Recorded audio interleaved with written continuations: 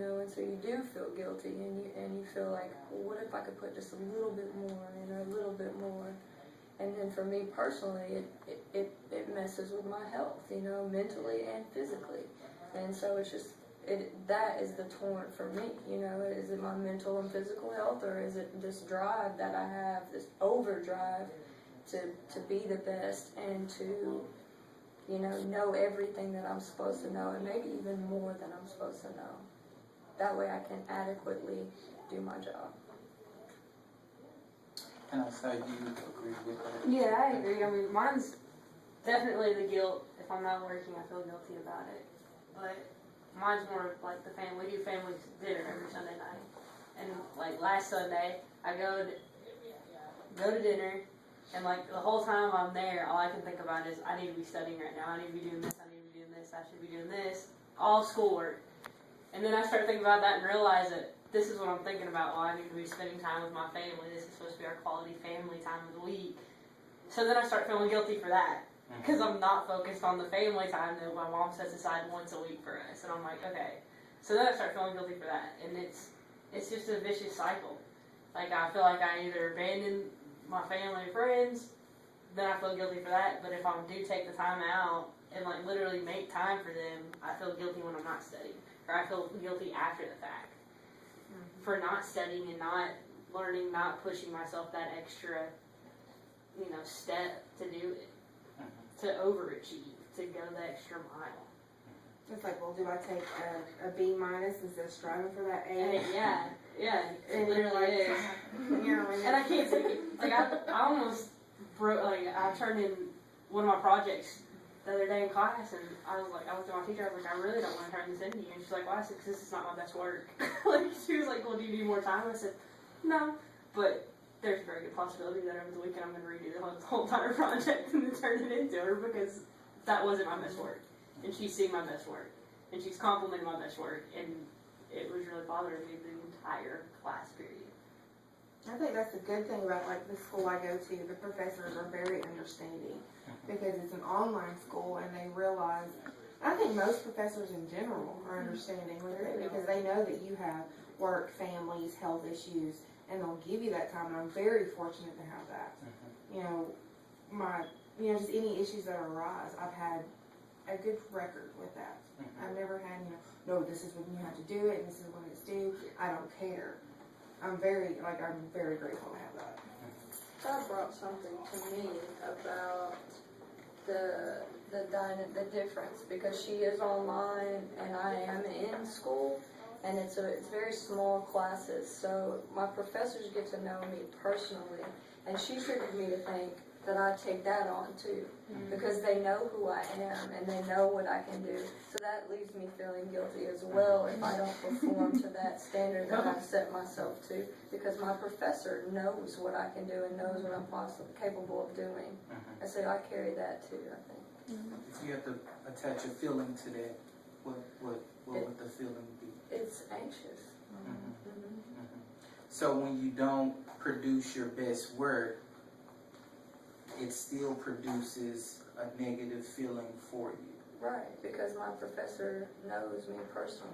They know my name, they know what I do, they know what I can do. And I just didn't do it because of everything else.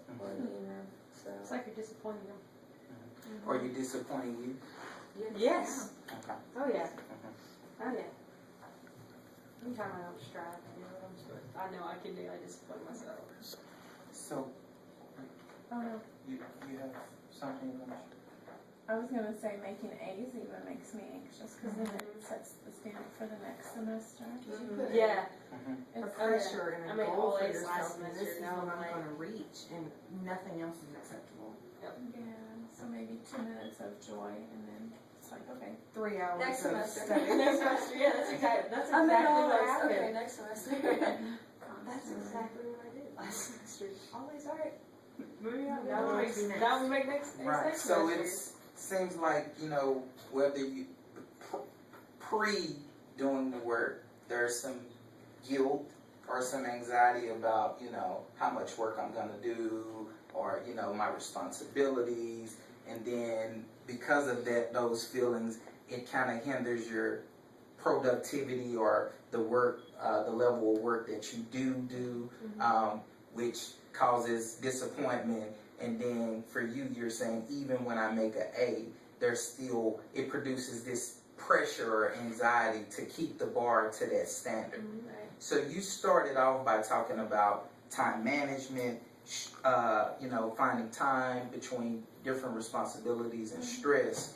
How did it make you feel to know that, you're not the only one experiencing A level These of feelings. normalcy. A level of if they can make it, I can make it. Yeah. out of all of the statements that were shared, which one stood out the most to you? Guilt. That was the feelings Within the group, your peers. Which statement? Okay, which statement stood out? Just the when Tressie talks about her level for herself and that push and that push and that push. I mean, that's me. Push. I'm told constantly by people, you're a pusher, I push. I don't not push, I push.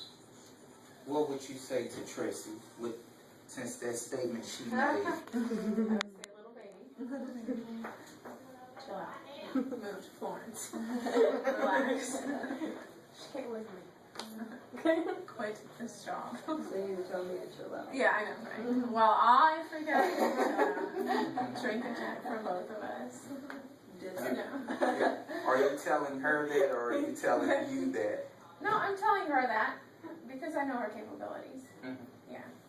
So I'm telling her, but I don't need to do any of that because I have problems. Because I can't give myself any leeway because if I do something will go wrong. So, no, she can do it, but I'm not. I might mess up. Yeah. What are you telling you What am I telling me? yourself Stick to the plan. with the stress management, with the stress? Do and not lose control. Do not lose control. Do not lose focus. Do not let go. Yeah. Any final thoughts? You didn't make us cry. Thank you. Well, you made it. Well, just almost. I just kind of On the inside. fogged up. I thought she was going to. I fogged up. So in summary, all of you guys talked about finding the time to manage school responsibilities, family responsibilities, personal responsibilities in regards to doing your best, and then also, parental and marital responsibilities. And you guys even talked about how, it made you feel, Margaret, you said it made you feel normal Right. that other people were going through the same thing that you're going through. And so I want to close by saying I think all of you guys are doing a great job. I actually think that we should continue to meet. I don't know if you think so, but I think groups like this will be beneficial for you because sometimes it's good to know that you're not the only one that's going through the things that you're going through. So thank you guys so much for agreeing to meet with me, and have a good day. Thank you.